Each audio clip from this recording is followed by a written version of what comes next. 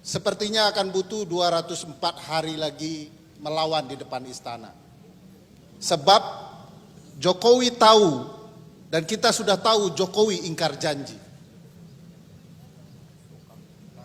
408 hari Kamisan yang lalu dia berjanji mau menegakkan prinsip-prinsip dan keadilan HAM di Republik ini. Tetapi dia ketahuan berdusta, mendukung calon presiden yang penuh catatan pelanggaran HAM. Dan dia rekayasa agar pelanggaran HAM itu bisa menjadi presiden bersama dengan anaknya. Dia tidak pernah hadir di sini satu kali pun. Tapi dia pernah hadir di gorong-gorong yang kita tidak tahu entah kenapa. Maka 204 hari Kamisan ke depan, mari kita tuntaskan janji-janji perjuangan kita sendiri. Bahwa orang ini, mulai detik ini akan kita lawan lebih sungguh-sungguh.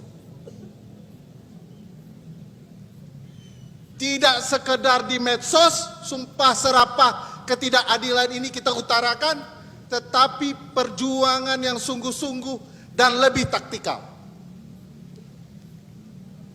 Karena kalau kita diam, maka akan ada 204 hari Kamisan lagi yang penuh dengan janji-janji penegakan HAM yang akan kita dengar mungkin dari anaknya sendiri. Kita tidak butuh 5 tahun ke depan joget gemoy akan menjadi tradisi ketatanegaraan kita. Kita butuh penegakan HAM sebagai etikat dan tradisi ketatanegaraan di mana seorang pemimpin tertinggi mampu menegakkan HAM sebagaimana yang ditulis oleh konstitusi. Tidak memanipulasi konstitusi kita dengan membuka jalan kepada anaknya, tetapi tidak pernah berani memanipulasi politik untuk memastikan penegakan HAM bisa tegak di Republik ini. Kita pastikan tidak diam. 204 hari Kamisan mulai dari hari sekarang, lakukan perlawanan yang sungguh-sungguh. Tidak hanya di kampus, tidak hanya di jalan, di setiap lini kehidupan kita, kita akan lawan orang ini. Dengan berbagai goyangannya.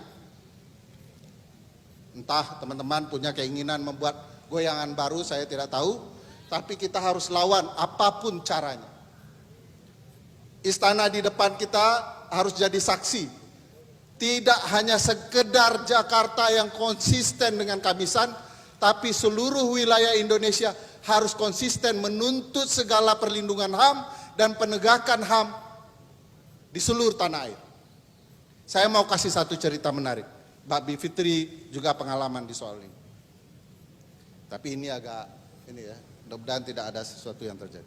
Saya mau cerita beberapa bulan yang lalu di gedung Mahkamah Konstitusi di mana Paman memberikan karpet merah kepada anak Jokowi.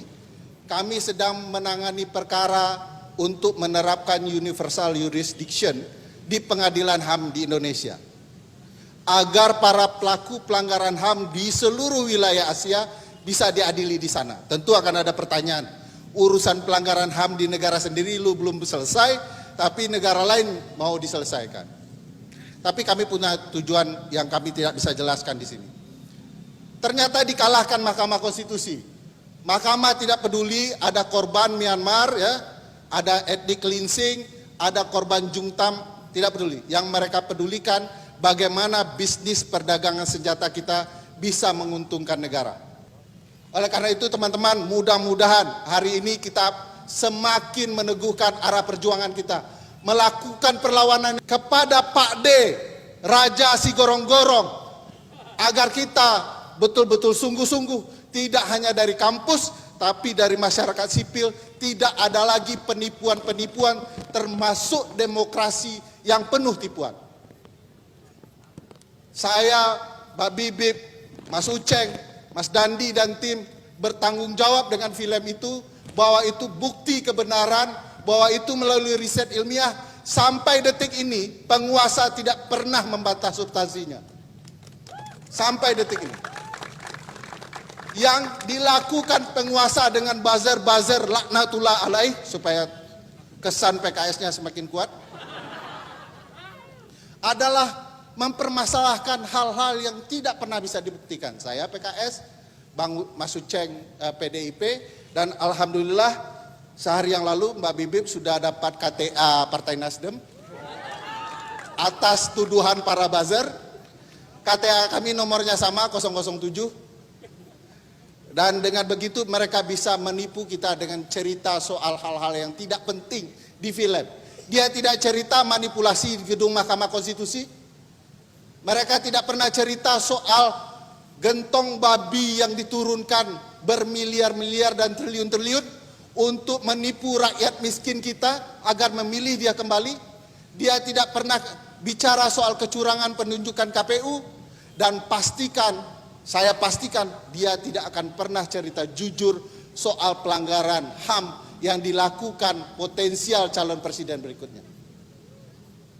Oleh karena itu teman-teman, mudah-mudahan hari ini kita semakin mengukuhkan, dan saya yakin bahwa perlawanan seperti ini akan selalu berkembang dan mudah-mudahan mendapat restu ilahi Rabbi.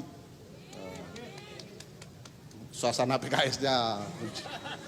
Terima kasih, saya tidak pernah masuk PKS.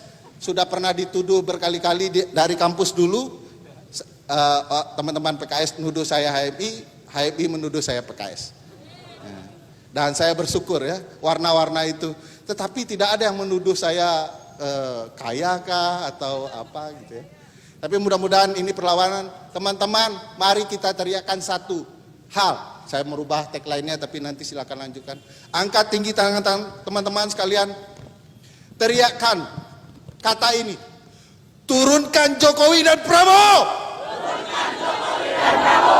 Sekian, terima kasih.